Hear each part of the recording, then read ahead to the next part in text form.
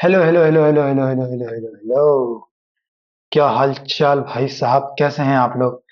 I hope आप लोगों की पढ़ाई शानदार जबरदस्त चल रही होगी। आज इस छोटे से वीडियो में हम एक टॉपिक कवर करेंगे जिसका अ, नाम है इंटीग्रेशन। ये दिखने में एक छोटा सा टॉपिक है। आप 11th के शुरू में पढ़ते हैं हम इसे। इसका यूज जो है वो बहुत ज्यादा है फिजिक्स में। फिजिक्स में आप समझ सकते हैं कि कुछ टॉपिक्स होते हैं जैसे इंटीग्रेशन हो गया, दूसरा डिफरेंशिएशन हो गया, तीसरा ग्राफ्स हो गए, चौथा इक्वेलिटीज हो गए, इनइक्वेलिटीज हो गए। ये वो सारे टॉपिक्स है जिनको फिजिक्स में अलग फिजिक्स में पढ़ाया नहीं जाता, बट आपको ये चीजें आनी चाहिए, इसका इम्पोर्टेंस है। हर जगह ये इस्तेमाल होता है। तो इसमें से आज हम शुरू करने वाले हैं इंटीग्रेशन को। इंटीग्रेशन को समझेंगे कैसे होता है, क्या होता है इंटीग्रेशन, क्या उसका इम्पोर्टेंस है, कहाँ पे हम इस्तेमाल करते हैं, इसका फिजिकल सिग्निफिकेंस कहाँ पे है। ये सारी चीजें हम आज के इस वीडियो में देखेंगे और फिर समझने की कोशिश करेंगे कि एक्चुअली हमें इंटीग्रेशन की जरूरत क्यों पड़ी, हमें इंटीग्रेशन क्यों पढ़ना चाहिए, इसका क्या इंपॉर्टेंस है। तो मैं आपको पहले एक ग्राफ बना के दिखाता हूं। मान लेते हैं ये हमारे पास एक्स एक्सिस है। नो भैया, ये रहा एक्स एक्सिस, और मान लेते हैं ये है हमारे पास Y axis. This is X axis and this is Y axis. और ये अपना प्यारा सा ओरिजिन हो गया, ठीक है। और मान लो हमारे पास ये एक रेक्टेंगल है ऐसे, फॉर एग्जांपल ये एक रेक्टेंगल है। और जो एग्जामिनर है अगर वो आपसे पूछ ले कि भाई साहब आप इस रेक्टेंगल का हमको एरिया बता दो, इस रेक्टेंगल का आप क्या बता दो एरिया, तो आप क्या करेंगे? अब ये क्लास 7 8 का बेसिक मैथ हो गया। आप जाएंगे यहां से ये कैलकुलेट करेंगे 1 2 3, तो ये 3 रहा। फिर इसको कैलकुलेट करेंगे। तो मान लेते हैं ये 1.9 है, और इसको आई थिंक, और मान लेते हैं इसको ये 3.9 फॉर एग्जाम्पल, अभी हम ऐसे एज्यूम कर रहे हैं। तो ये टोटल लेंथ हो जाएगा 2 सेंटीमीटर फॉर एग्जाम्पल, अगर ये सेंटीमीटर में है तो। और ये 3 centimetre. Then area of this rectangle क्या हो जाएगा? एरिया ऑफ दिस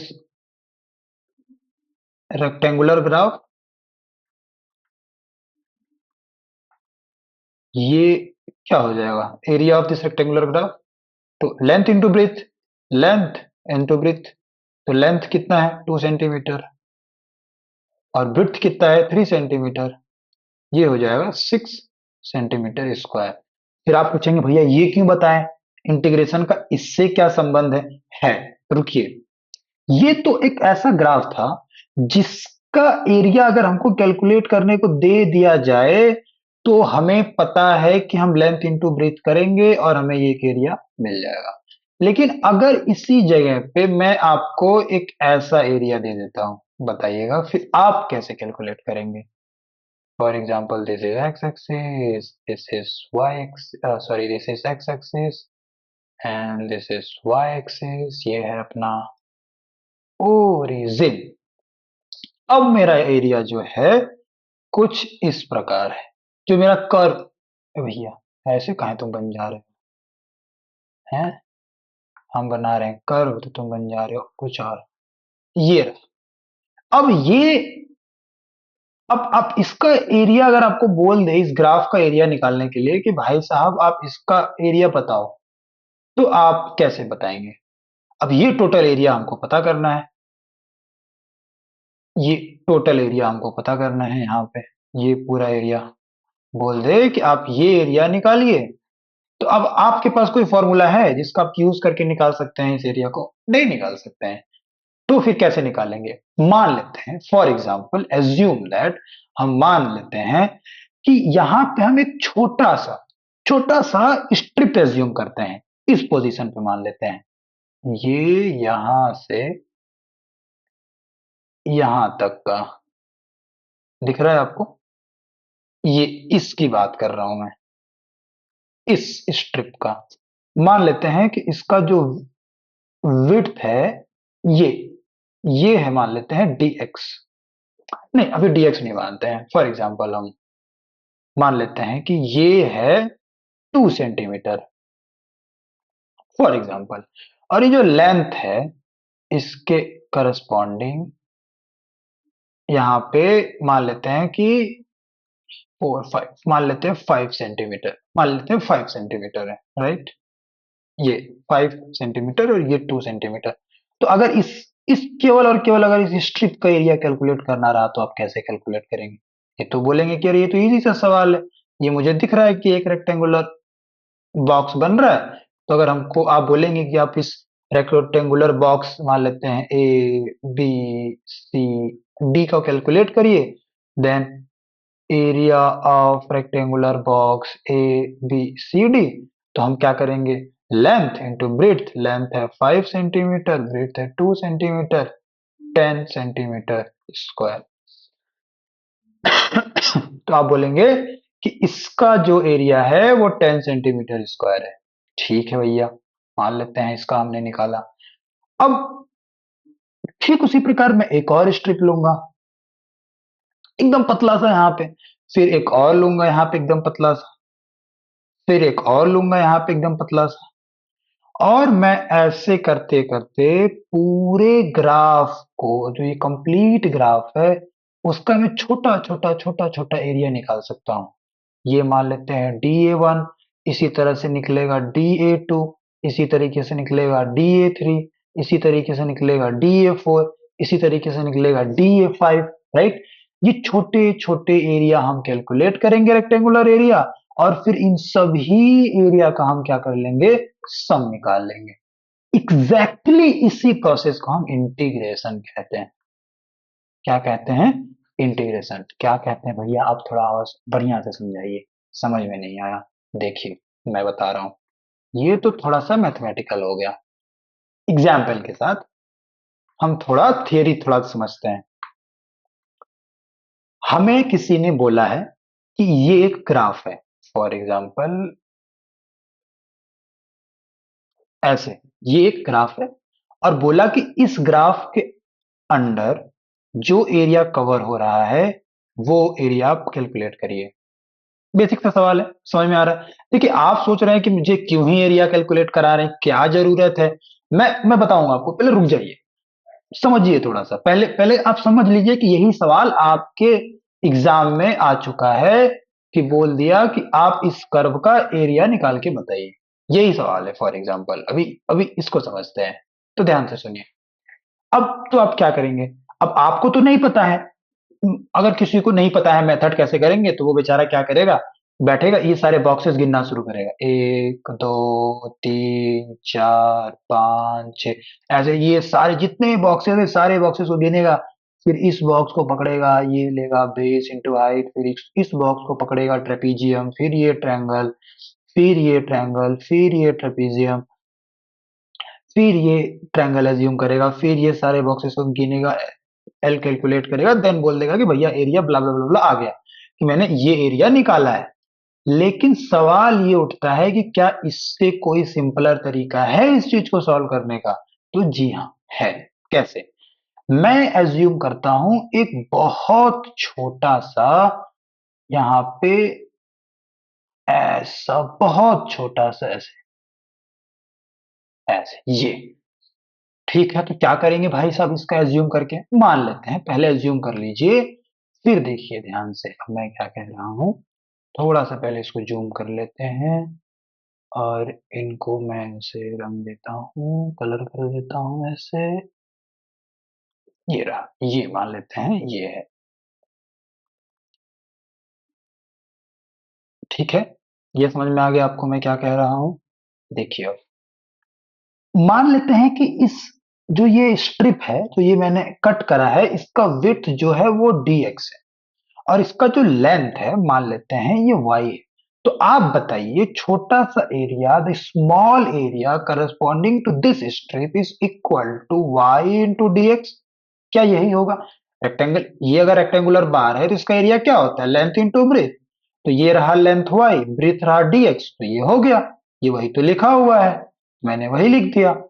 फिर एक और छोटा सा एरिया हम एज्यूम करेंगे इसके बगल में, जिसको हम बोलेंगे DA2, इसको DA1 बोल रहे हैं, वो भी हो जाएगा। ये Y1, ये Y2, वो भी DX2 हो जाएगा। अगर फॉर इंस्टेंट हम DX को अगर कांस्टेंट मान लेते हैं कि हम स्ट्रिप का जो विड्थ है वो सेम लेके चल रहे हैं, तो कुछ Y1 इसके करस्पॉन्डिंग होगा, कुछ Y2, यहाँ पे कोई एक स्ट्रिप मानेंगे इसके करस्पॉन्डिंग Y, इसके करस्पॉन्डिंग Y, इसके करस्पॉन्डिंग Y, इस पॉइंट के करस्पॉन्डिंग Y, इस पॉइंट के करस्पॉन्डिंग Y, इसके Y, इसका Y, ऐसे बहुत सारे Y आएंगे, ठीक है। तो DA3 क्या हो जाएगा? Y3 DX, DA4 क्या हो जाएगा? Y4 DX, DA5 क्या हो जाएगा? Y5 DX। ऐसे ही कब कब तक चलता रहेगा? जब तक टोटल एरिया कवर नहीं हो जाता है। DAN is equal to YN DX।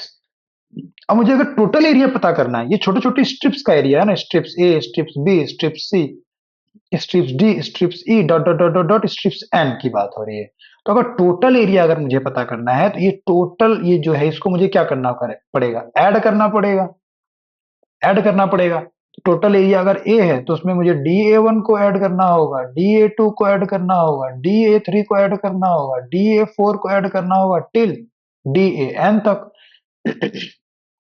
अब इस सारे का वैल्यू रख दीजिए यहाँ पे, Y1 DX, Y2 DX plus Y3 DX plus dot dot dot dot YN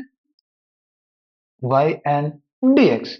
अब देखिए, अब या तो आप इस चीज को कंप्लीटली ऐड करिए, फिर यहाँ पे आंसर लिखिए, या फिर मैथमेटिशियन ने एक तरीका निकाला जिसको बोला कि अब इस वाले पोर्शन को जो यहाँ पे लिखा है उसको आप लिख सकते हैं integration of y dot dx। इतनी सी बात है ये, y dot dx, a is equal to y dot dx। और आप इससे जब आंसर कैलकुलेट करेंगे और इस मेथड से आंसर कैलकुलेट करेंगे तो दोनों इक्वल आता है। फिर आप पूछेंगे कि ये क्या है, फिर ये Y1, Y2, Y3, Y4 को आपने इस Y से कैसे रिप्लेस कर दिया, फिर ये DX कैसे आ गया? आप इन चीज को छोड़ दीजिए, आपको फोकस ही मत करिए, आप समझ जाइए।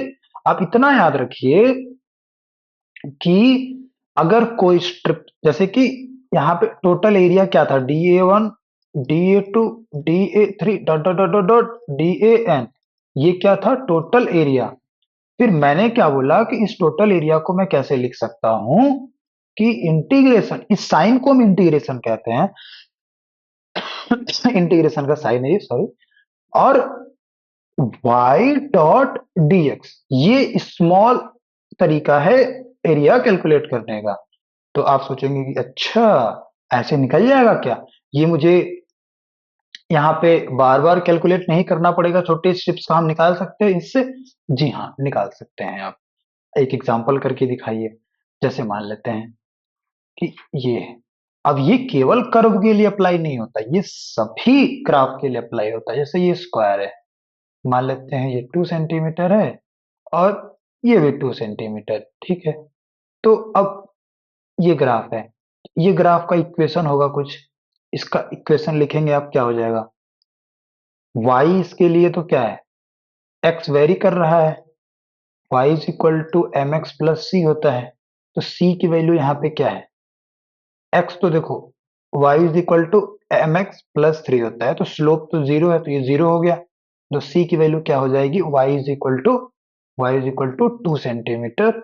और x की वैल्यू यहाँ पे कहाँ से कहाँ वेरी कर रही है? x की वैल्यू 2 से x की वैल्यू 4 पे वेरी कर रही है, अगर ये 2 है और ये 4 है। ये बाउंड्री कंडीशन है, मतलब ये इंफॉर्मेशन को ग्राफ से मिल रहा है, ध्यान से देखिए। तो एरिया क्या हो जाएगा? इंटीग्रेशन ऑफ y का वैल्यू क्या है? 2 सेंटीमीटर डॉट dx, और x की वैल्यू कहां से वेरी कर रही है? 2 से 4। ध्यान से देखिए, अभी मैं ये क्या कर रहा हूं आप वो छोड़ दीजिए, ये यहाँ पे मैं क्या कर रहा हूँ वो भी आपको मैं बताया नहीं हूँ कैसे सॉल्व करते हैं। मैं आपको बस दिखा रहा हूँ कि इसका आंसर कितना आना चाहिए, 4 सेंटीमीटर स्क्वायर। फिर इसको हम करेंगे तो 2x आ जाएगा, फिर 2 यहाँ पे 2 लिखेंगे। ये हम क्या कर रहे हैं वो आप छोड़ दीजिए। 2 4 into 4 minus 2 2 into 2 4 centimetre square. मतलब कि जो आप यहाँ 4 सेंटीमीटर का ज्यूम कर रहे थे वही यहाँ पे भी 4 सेंटीमीटर आ गया, यहाँ पे 4 सेंटीमीटर। मतलब ये मेथड तो सही है। अब हम समझेंगे इसका थ्योरी क्या है, इसका बेसिक्स क्या है, इसमें कैसे हम कैलकुलेशन करते हैं और कैसे इसका हम यूज करते हैं। ध्यान से सुनिएगा। इसको मैं हटा देता हूँ। ये ये रहा, ध्यान से मैं क्या कह रहा हूं कि अब मान लेते हैं ये लिखा हुआ है y is equal to integration of 4x dx। ये है। किसी ने पूछा कि बताओ इसकी वैल्यू क्या है। अब आप समझ चुके हैं कि ये जो भी ये झमेला है ये बता क्या रहा है। ये नहीं, ये जो भी यहाँ पे लिखा हुआ है ये भाई साहब जरूर ही एरिया बता रहे होंगे। सॉरी, किसी कर्व का। अब छोड़ दीजिए, आप एरिया बता रहे हैं वो कितना बता रहे हैं हमको उससे मतलब नहीं। हमको अभी मतलब है कि हम इसकी वैल्यू जानने में अभी ज्यादा इंटरेस्टेड हैं कि इसकी वैल्यू कितनी आएगी। देखिए ध्यान से, क्या है, इंटीग्रेशन ऑफ 4x dx। इसकी वैल्यू बता दो भैया। फॉर एग्जांपल मान लेते हैं कि ये इस नहीं नहीं नहीं नहीं नहीं मान लेते हैं जैसे, रुक जा रुक जा रुक जा रुक जा रुक जा।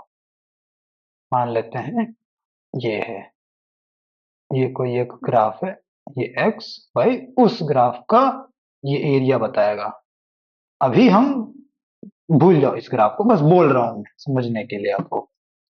तो इंटीग्रेशन को इसको सॉल्व करना है कि इसकी वैल्यू कितनी आएगी। कितनी आएगी भैया इसकी वैल्यू बता ही दो। देखो ध्यान से मैं क्या कह रहा हूँ। फॉर्मूला, अब यहाँ पे फॉर्मूला का खेल है। Integration of X D X जो होता है वो होता है X square by 2। General formula, X के power N D X to the power N D X is equal to X to the power N plus one by N plus one plus C. फिलहाल के लिए हम इस सी को ignore करेंगे। सी का क्या इंपॉर्टेंस है, क्यों हम लिख रहे हैं, भूल जाओ। पहले हम इतना ही रखेंगे अपने दिमाग में, इस फॉर्मूले को,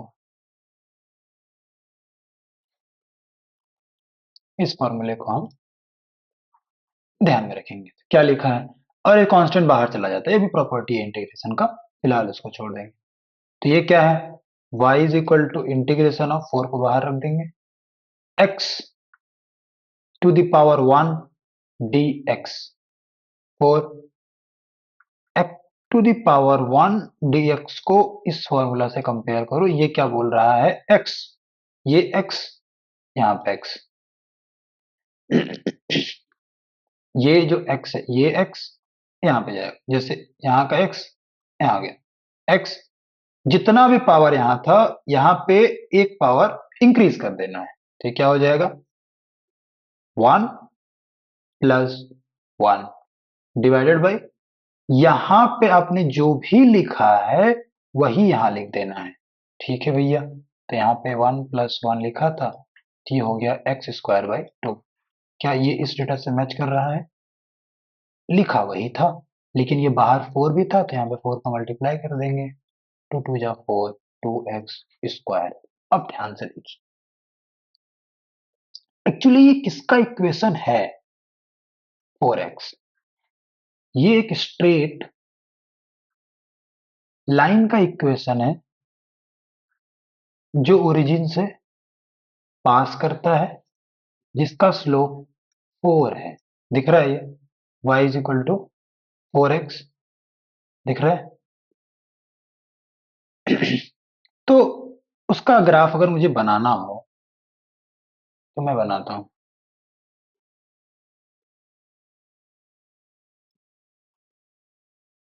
स्लोप कितना है, 4 है। मान लेते हैं 0 to 5, तो ये कितना हो जाएगा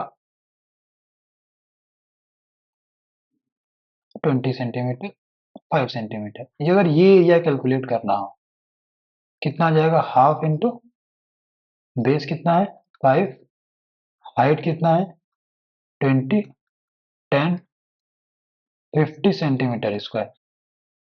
ये जो मैंने निकाला है यहाँ पे कैलकुलेट करा है, ये क्या लिखा हुआ 2x स्क्वायर। इसमें x की वैल्यू कुछ भी, एक्स स्क्वायर है, x की वैल्यू यहाँ पे देखो कहाँ से कहाँ वेरी कर रही है, 0 से 5। यहाँ पे डाल के देखो क्या आ रहा है, 2, 5 डालेंगे, 5 5 जा 25 माइनस 0, 2 into 25, 50 सेंटीमीटर स्क्वायर। इसका मतलब ये जो ग्राफ था इसका एरिया आ रहा है 2x स्क्वायर। ये जनरल केस के लिए है, केवल आप x का लिमिट डालते जाइए आपको एरिया मिलता जाएगा। इसका मतलब क्या है कि जो इंटीग्रेशन है उसका ये सिंबल है, वो हमें बताता है एरिया, किसी भी कर्व के अंडर कितना एरिया है। बस इतनी सी बात, केवल और केवल ये बात है। क्या मतलब है कि अगर आपके पास कोई ग्राफ है ऐसे और इसके अंडर कितना एरिया है अगर आप ये कैलकुलेट करना चाहते हैं, तो आपको इस ग्राफ का कोई फंक्शन होगा एक्स के टर्म में, अगर ये एक्स और वाई है तो आपको कुछ नहीं करना है, उस फंक्शन को dx के रेस्पेक्ट में इंटीग्रेट कर देना है, वो आपको बता देगा कि इसके अंदर कितना एरिया है जहां से जहां तक आपको इंटीग्रेशन करना है। क्लियर है? अब हम इसके कुछ प्रॉपर्टीज अगले वीडियो में देखेंगे। तब तक के लिए आप अपना ख्याल रखते रहिए, पढ़ाई करते रहिए, एंजॉय करते रहिए। Tata bye bye.